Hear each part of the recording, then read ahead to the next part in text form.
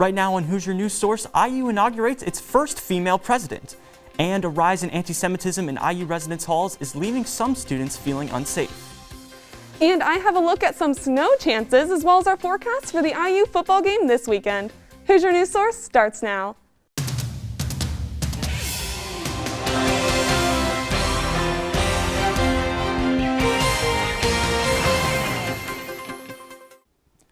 Hello and welcome to Hoosier News Source. I'm Jack Lindner. IU made history this past week, inaugurating its first female president. Students, professors, and community members all gathered in the IU auditorium for Pamela Whitten's inauguration. Following the ceremony, there was a special First Thursday celebration held outside the auditorium in the Fine Arts Plaza. Whitten is serving as IU's 19th president and plans for her administration to focus on students. I'm so excited. I've actually met her a couple of times. She's super nice, super engaging as a person, and I think she'll do a great job. I'm really hopeful for her term here at IU. During her inauguration, Whitten shared another top priority of hers is the Presidential Diversity Hiring Initiative. Over the weekend, 2 sexual assault reports were added to the IUPD crime log, making the total number of sexual assaults on campus this semester 34. IU's Pan-Hellenic Association and Interfraternity Council decided to suspend all paired events for the rest of the semester. But sexual assault is not the only thing on the rise this semester. HNS reporter Elizabeth DeSantis is in the studio to talk about the increase in anti-Semitic activity here on campus. Elizabeth? That's right. This week, I spoke with a student experiencing racism and anti-Semitism here at IU. The source wished to remain anonymous for the story. Student Conduct is investigating 11 students for racist and anti-Semitic targeting of a classmate in their residence hall after the student felt they had to leave because of an unsafe environment. I remember at first there was openly saying, and then the one breaking point for me was when someone taped pennies on a Jewish guy's door, which it's very anti-Semitic because it goes through the Jewish trope. I think at that point, I was like, I have to report this. I have to talk to someone. Hillel responded to this student's bias report by providing the residence hall floor with training and materials about the Holocaust and anti-Semitism. However, some students ripped up the training pamphlets and posted them on the bathroom walls, while other students continued to send Nazi symbols and anti-Semitic messages to the group chat. One of them had the Jewish Star of David on it, and they ripped it up, taped it all over the bathroom, wrote sarcastic messages on papers just talking about how now our freedom's silenced, we can't speak anymore. This student's story is not an isolated incident. A Hillel spokesperson said 5 other students this semester have been the target of anti-Semitic activity in IU residence halls. Rabbi Sue Silberberg feels that there's a deeper issue at play here. I think what may have started out is people who are just absolutely not knowledgeable, who wanted to harass others, who some of them I bet probably didn't know what they were doing. And then I think after we came in, they knew at that point. For those who would want to say it was ignorance, okay, that was ignorance, then there was a deliberate attempt for it to continue, so that no longer is ignorance. With the help of Hillel at IU, Residential Program Services is instituting a task force to combat anti-Semitism. The group met for the first time on Monday. Jack, back to you. Thanks, Elizabeth. A member of the Monroe County City Council will soon be leaving his current position. Eric Spoonmore represents District 4 on the council and serves as the council president.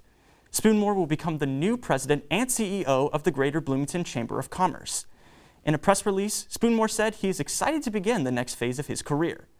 His resignation is effective November 30th, and he takes on his new role December 1st. Whoever fills the seat vacancy will serve through the end of 2022.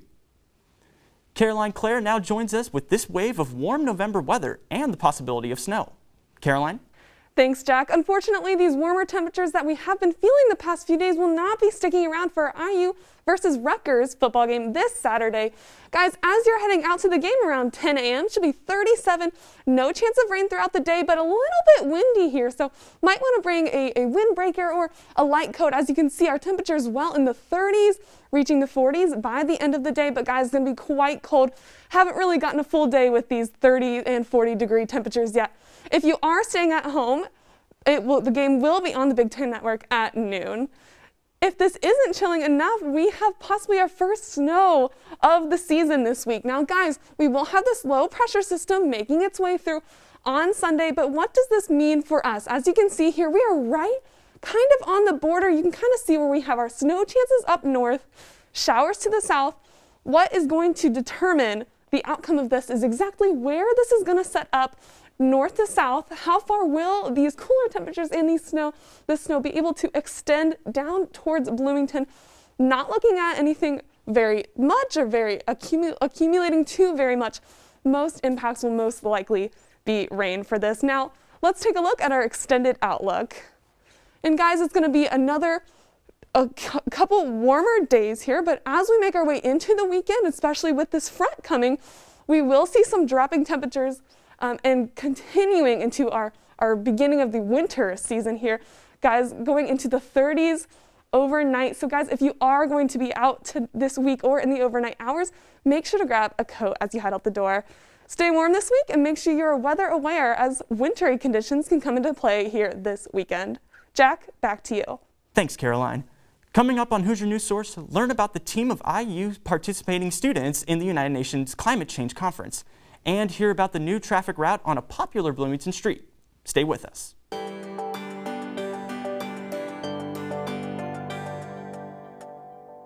Welcome back to Hoosier News Source. Ashton Hackman is here in studio for the latest on international news around the world. Ashton? Thanks, Jack. We start over in Asia with China. The U.S. Naval Institute says China's military is using mock American warships as targets. The institute reviewed these satellite images from Maxar Technologies. They say the images show mock targets shaped like American aircraft carriers and ships in a Chinese desert in southwest Xinjiang. The Naval Institute says China has repeatedly used the area for its ballistic missile testing.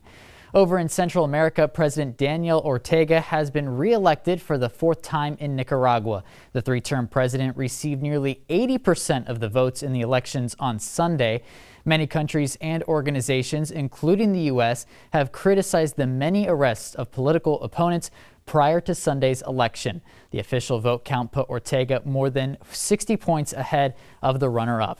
And for the first time in nearly 20 months, fully vaccinated Canadians will be able to cross the U.S. border. Air travel has been permitted for some time, but now traveling by car is also permitted. Canada welcomed fully vaccinated Americans back in August, but the U.S. did not allow Canadians into the country then. Canadians re-entering their country will be required to present a negative COVID test. Be sure to watch next week to hear more international news headlines. Jack? Thanks, Ashton. Important global leaders weren't the only ones to make an appearance at the United Nations Climate Change Conference this week. The Hamilton Luger School chose 13 IU students to attend the conference in Scotland. To prepare for the summit, the students studied previous climate framework agreements. Each student has a specific climate change-related topic that they have chosen to research during COP26. The theme of COP26's events on Friday was youth and public empowerment. Student delegates were encouraged to participate in talks, demonstrations, and ask questions. IU Master Student and Student Delegate to COP26, Mary Sluter, shared how she appreciated that the youth voice was being heard. When I was younger, and sometimes even now, adults would kind of just smile and nod at you and not really engage with you as if you were a human as well. So I really like that they're encouraging youth, listening to them, hearing what they have to say because their voices are important. Students were able to ask climate scientists and delegates from around the world to contribute to their research. With temperatures reaching below freezing this week, outdoor dining is done for the season. This week, Kirkwood Avenue reopened to traffic. Usually, restaurants make use of the extra space on the street in order to meet the demand for outdoor dining during the warm months. The city removed all the barriers from intersections at the square and sample gates, and cars are now free to drive down the street.